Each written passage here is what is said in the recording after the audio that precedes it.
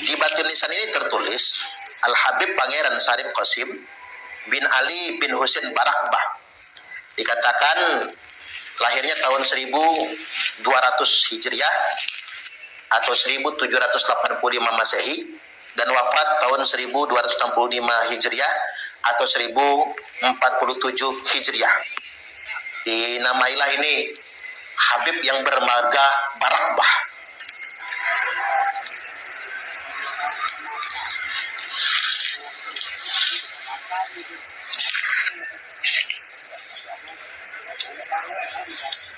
Baik, kita saksikan kemudian video yang berikutnya.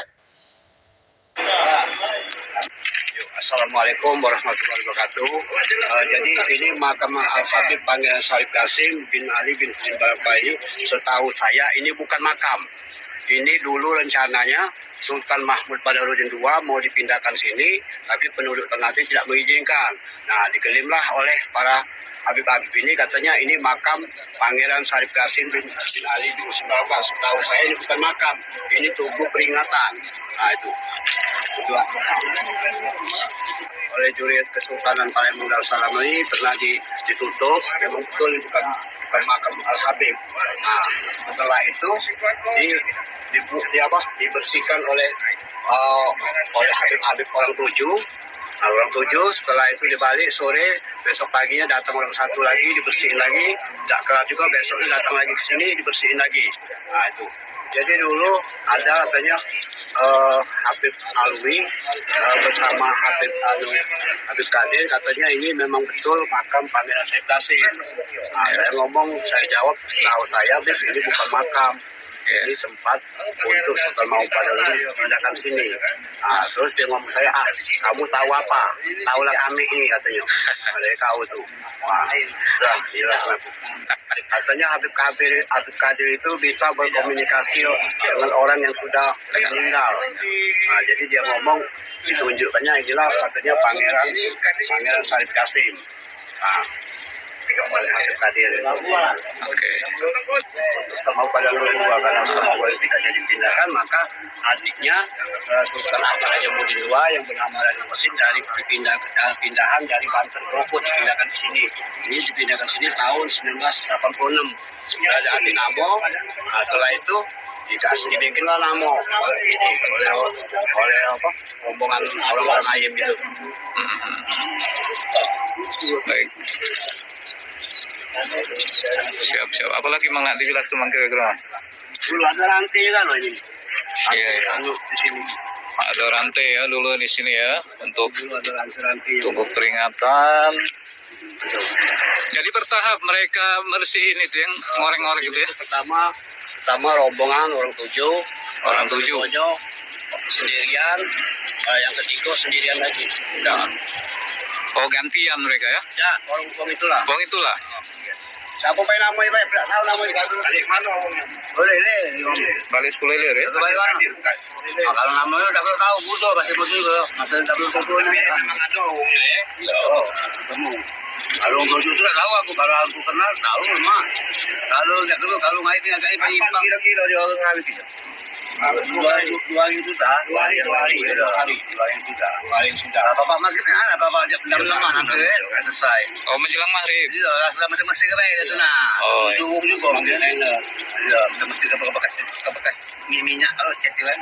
Oke, siap. Dari awalnya dulu ya. Sebagaimana yang kita simak dari video yang cukup panjang tadi, 3 menit lebih, ini adalah kesaksian dari penjaga makam cagar budaya Sultan Mahmud Badarudin I. Yang bersangkutan menjelaskan pada awalnya tempat itu adalah peruntukan untuk Sultan Mahmud Badarudin II yang gugur di Ternate. Dikarenakan masyarakat Ternate tidak sedia adanya pemindahan makam dari Ternate ke kota Palembang, maka tidak jadi. Nah, tempat itulah kemudian yang diklaim sebagai makam Habib bermarga Barakbah. Nah, sampai di sini saya ingin tegaskan bahwasanya adanya makam palsu atau nisan-nisan baru atas nama siapapun di kawasan cagar budaya merupakan perbuatan melawan hukum. Dan itu bisa dipidanakan.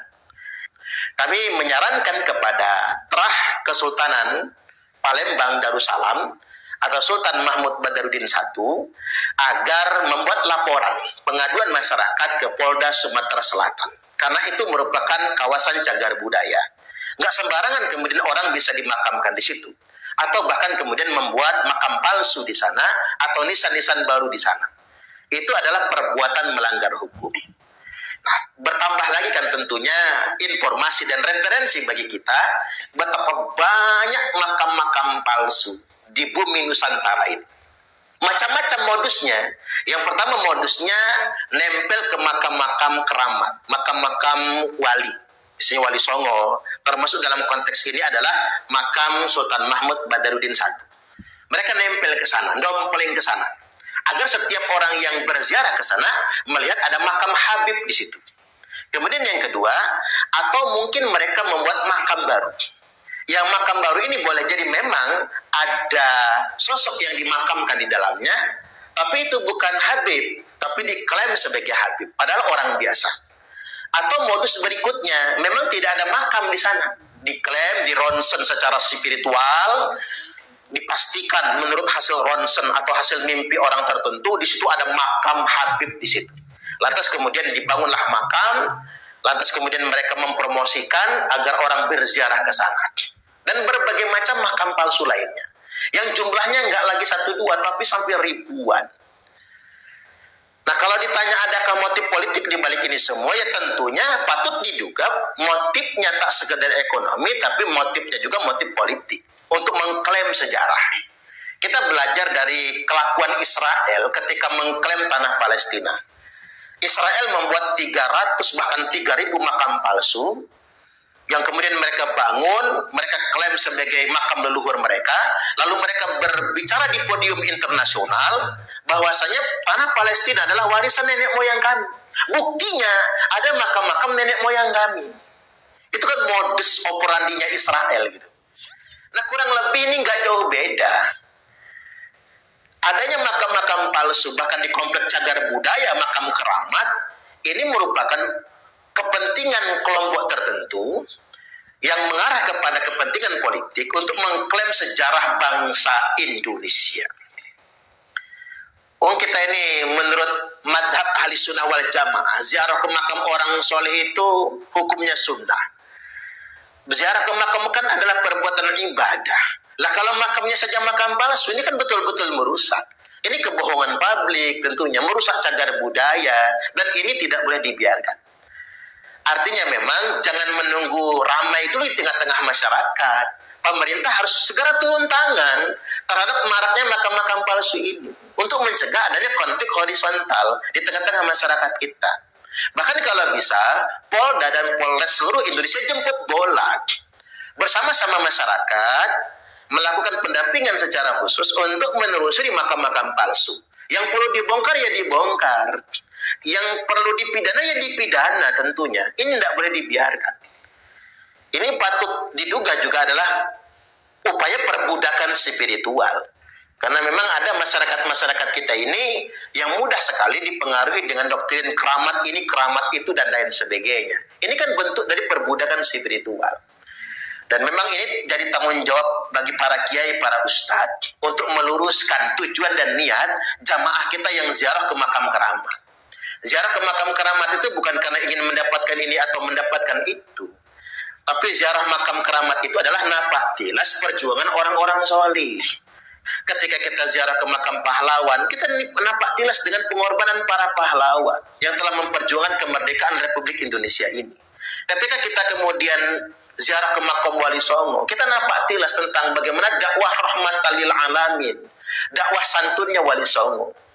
Dan tentunya karena kita ziarah ke orang solih, itu sama saja kita menyambung silaturahim dengan orang solih.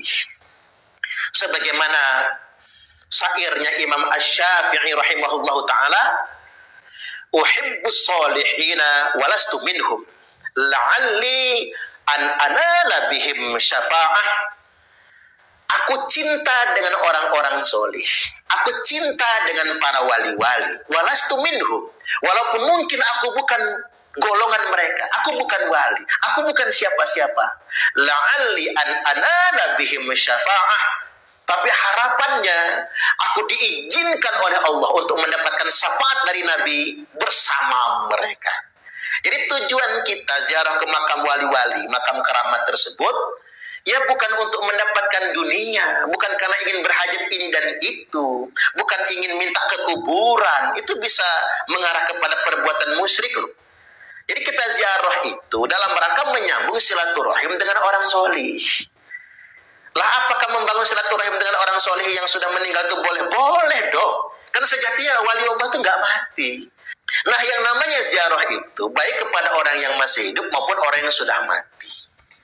Dan ziarah tersebut adalah upaya menyambung silaturahim. Mudah-mudahan dengan ziarah tersebut, walaupun kita bukan wali, walaupun kita bukan orang soleh, maka harapannya mudah-mudahan kita bersama para waliullah tersebut diizinkan mendapatkan syafaat dari Nabi oleh Allah Subhanahu wa taala, karena man dzalladzi yashfa'u indahu illa bi'idznih. Tidak ada yang bisa memberi syafaat di sisi Allah kecuali atas izin Allah. Itu maksudnya. Jadi hari ini warga Nahdien kita berbondong-bondong ziarah Wali Songo.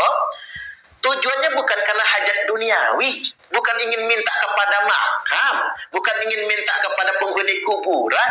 Kita datang ke sana menyambung silaturahim ziarah orang soleh. Mudah-mudahan di akhirat nanti Allah izinkan Nabi kita memberi syafaat kepada kita semua. Itu sebetulnya. Mudah-mudahan kita semua mendapatkan syafaat. Allahumma amin, amin ya rabbal alamin. Tapi satu hal yang mesti dicatat, jangan sembarangan ziarah. Hati-hati, sekarang banyak betul makam palsu. Udah capek-capek nanti kita ziarah, nggak dapat apa-apa. Karena saking banyaknya makam-makam palsu. Dan semua orang yang terlibat pemalsuan makam harus bertanggung jawab. Maka kami meminta kepada pemerintah dan penegak hukum tidak lanjuti maraknya makam palsu di bumi Nusantara ini. Karena pasti ada dugaan melanggar hukum, ada motif kriminal di balik makam-makam palsu tersebut. Wallahul muwaffiq ila aqwamit thariq. Wassalamualaikum warahmatullahi wabarakatuh.